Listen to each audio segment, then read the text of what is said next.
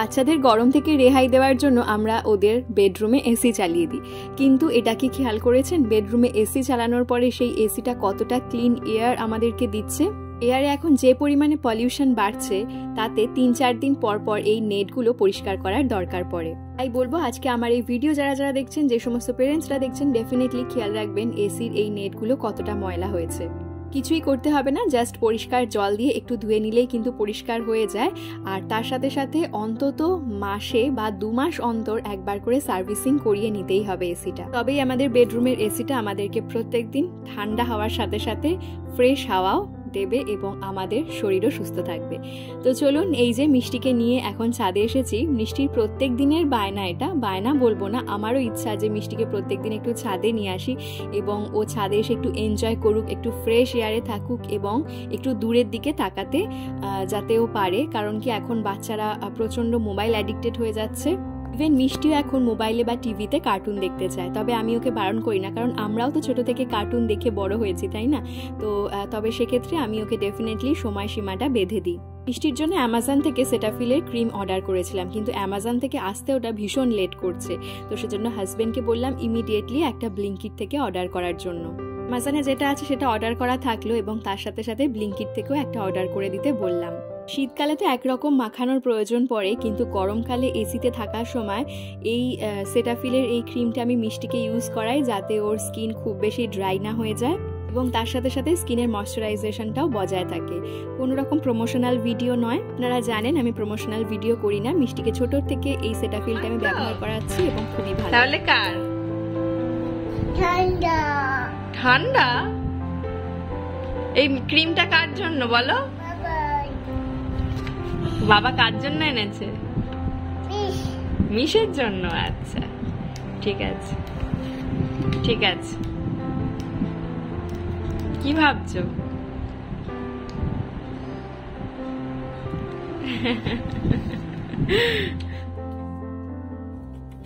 হ্যাঁ, সেই আগের সানডেতে কেনাকাটা করেছিলাম, কিন্তু এখনো এই যে বের করে দেখা হয়নি। ভাবলাম যে আজকে বের করি সমস্ত কিছু, আর যেটা যেখানে রাখার কথা সেখানে গুছিয়ে রাখি, আর তার সাথে আপনাদের সাথেও শেয়ার করা যায়। অন্যান্যবার পয়লা বৈশাখে কি হয় যে একদিন বেরিয়েই সবকিছু আর কি কেনাকাটা করে আনতে পারি, কিন্তু এবারে সেটা পসিবল হচ্ছে না। মাঝে মাঝে আমরা বেরাবো ঠিক করেছি এবং ছোট ছোট অল্প অল্প করে কেনাকাটা করব। তো ম্যাক্সিমামটা আগের দিন হয়ে গেছে। আর মাকে আর মমকে তো আমার শাড়ির কালেকশন থেকে শাড়ি পছন্দ করতে বলেছিলাম, মা আর মম ওখান থেকে কালেকশন পছন্দ করে নিয়েছে। আর বাকি থাকলাম হচ্ছে আর কয়েকজন। তো আগের দিন বাবার জন্য, হাজবেন্ডের জন্য মম দিয়েছে মিষ্টিকে, আর মিষ্টির জন্য তো কেনাকাটা হতেই থাকে সারাক্ষণ। আর হ্যাঁ, মিষ্টির জন্য ফার্স্ট ক্রাই থেকে এই গরমে একটা জ্যাকেট অর্ডার করেছি, তার কারণ হচ্ছে আমরা ঘুরতে যাচ্ছি।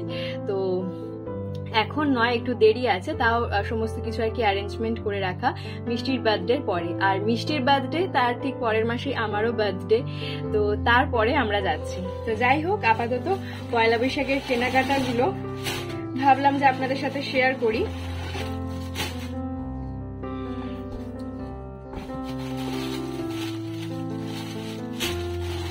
আচ্ছা, প্রথমেই যেটা শেয়ার করবো সেটা হচ্ছে মিষ্টির জামা।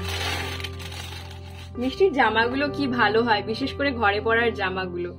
তো এই যে ঘরে যেরকম আর কি ছোট ছোট টেপ জামাগুলো হয় না, সুতির কাপড়ের যে টেপ জামাগুলো হয়, তো সেরকমই নিয়েছি আর কি মিষ্টির জন্য।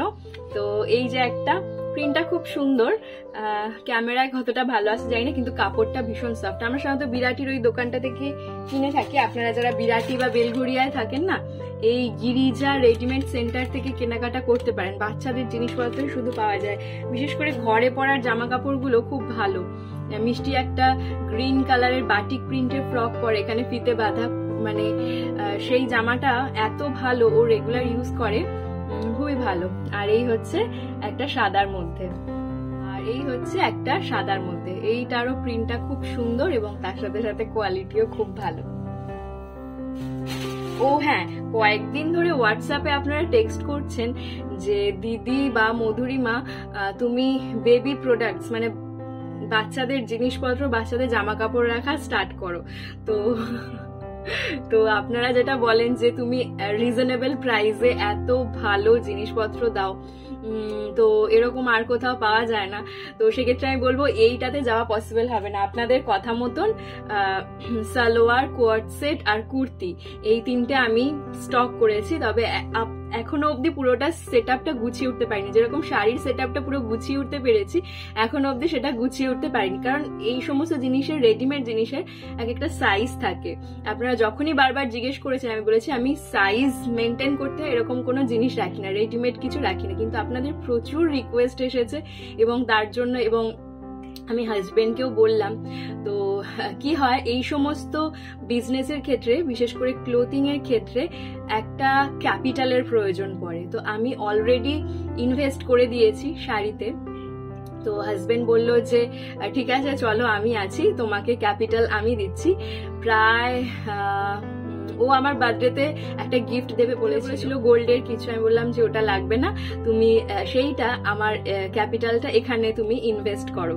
তো সেই জন্য ইনভেস্ট করলো, তার জন্যই পসিবল হয়েছে। তো যাই হোক, আপনারা যেটা বলেন যে বেবিদের জিনিসপত্র রাখার জন্য, এইটা পসিবল হবে না, কারণ বেবিদের জিনিসপত্র প্রচুর সাইজের সাথে, হয়তো আগের দিন শর্টসে বলছিলাম যে এই যে সালোয়ার, তারপর হচ্ছে আপনার এই সমস্ত মানে রেডিমেড যে সমস্ত পোশাকগুলো, সেগুলো মানে আনার পেছনে একটা কারণ রয়েছে, একটা কি বলবো, একটা বড় একটা গল্প রয়েছে। তো সেটা ডেফিনেটলি আপনাদের সাথে শেয়ার করতে চাইবো।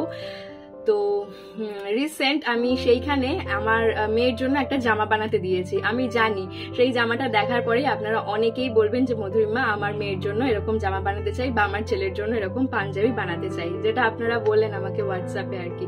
তো সেটা যদি হয়, আপনারা যদি বানাতে চান, আমি ডেফিনেটলি বানিয়ে দেবো। মিষ্টি সম্ভবত বার্থডের দিন সকালবেলা সেই জামাটা পরবে, সেটা আমি বানাতে দিয়েছি। তো আসার পরে সবকিছু বলবো, ঠিক আছে? তো যাই হোক, বাকি জিনিসগুলো শেয়ার করা যাক। সেটা হচ্ছে আমি কয়েকটা ব্লাউজ নিয়েছি, কয়েকটা বলতে দুটোই নিয়েছি। এগুলো আমার বিজনেসের ক্ষেত্রে লাগবে আর কি, আমার শাড়ি পরে দেখানোর ক্ষেত্রে। তো এটা একটা এই কি বলে এটাকে, কোটকি প্রিন্ট, রাইট? কোটকি প্রিন্টের মধ্যে নিয়েছি, ভীষণই সুন্দর। আর এই ধরনের বোথনেক গলা গুলো আমার খুব ভালো লাগে, তো সেই জন্য নিয়েছি। অতিরিক্ত আলো মনে হচ্ছে না? হ্যাঁ, বোথনেক গলা টাইপের হয়, এরকম নিয়েছি। এই যে এটা একটা নিয়েছি। আর তার সাথে এগুলো সাইজ প্রচুর বড় রয়েছে, এখন তো আমি অনেকটা রোগা হয়ে গিয়েছি, এখন আর এগুলো হয় না। আর এইটা, এর হাতার কাজটা আমার খুব ভালো লেগেছে। অনেক ধরনের শাড়ির সাথে এটা পরা যাবে। এটাও বোথনেকের মধ্যে রয়েছে, প্লাস কলার দেওয়া রয়েছে, আর রয়েছে ব্যাক সাইডে এইরকম, ভীষণ সুন্দর। তো এটা গেল আমার দুটো ব্লাউজ। আর মম আমার থেকে যে শাড়ি নিয়েছে ইক্কত হ্যান্ডলুম পরবে বলে, সেই ইক্কত হ্যান্ডলুমের জন্য এরকম কাঁথা স্টিচের ওয়ার্ক করা, এই জায়গাটায় পড়বে কাজটা, কাঁথা স্টিচের ওয়ার্ক করা এরকম একটা ব্লাউজ নিয়েছে।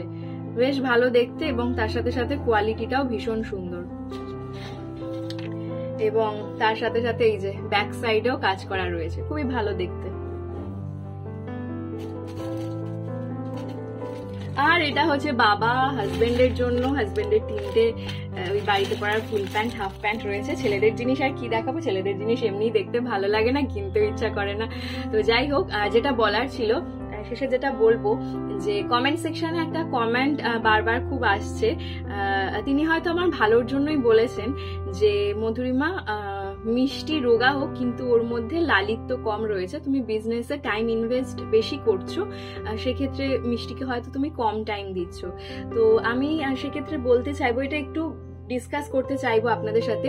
এই ফিলিংসটা বহু মায়েদের মধ্যে হয়, গিল্ট ফিলিংটা হয় যে আমি কি বাচ্চাকে কম টাইম দিচ্ছি, ওর জন্য কি আমি মানে যেটা করার দরকার, অন্যান্য মায়েরা যেটা করতে পারছে আমি কি সেটা করতে পারছি না, ওকে কি আমি ঠিক করে কেয়ার নিতে পারছি না। ইভেন এই সমস্ত কথাগুলো বহুবার হোয়াটসঅ্যাপেও টেক্সটের মাধ্যমে এসেছে যে দিদি আমি হয়তো ওকে প্রপার কেয়ার করতে পারছি না, বা আমি ওকে প্রপার টাইম দিতে পারছি না, আমাকে অফিসে বেরিয়ে যেতে হয়, সারাদিনও বাড়িতে একাই থাকে, মেয়েদের কাছে থাকে বা মায়ের কাছে থাকে, শাশুড়ি মায়ের কাছে থাকে। তো সেক্ষেত্রে বলবো দেখুন, কাজটাও কিন্তু খুব ইম্পর্টেন্ট। একটা মেয়ে মা হয়ে যাওয়ার পরেও তার ফিনান্সিয়ালি ইন্ডিপেন্ডেন্ট হওয়াটা খুব দরকার প্রত্যেকটা মেয়ের। কারণ কি, এখন আমরা বলি যে ছেলে মেয়ে সব ক্ষেত্রে সমান, ছেলেদের যা অধিকার রয়েছে মেয়েদেরও তাই অধিকার রয়েছে, তাহলে ওয়াই নট কি ছেলেরাও যা ইনকাম করবে আমরাও সেই ইনকাম করতে পারবো, তাই না? এখনো আমাদের এই মধ্যবিত্ত সমাজে এই কনসেপ্টটা রয়েছে যে ছেলেরা ইনকাম করতে যাবে, মেয়েরা বাড়িতে থাকবে, রান্না বান্না করবে, বাচ্চা কাচ্চা মানুষ করবে।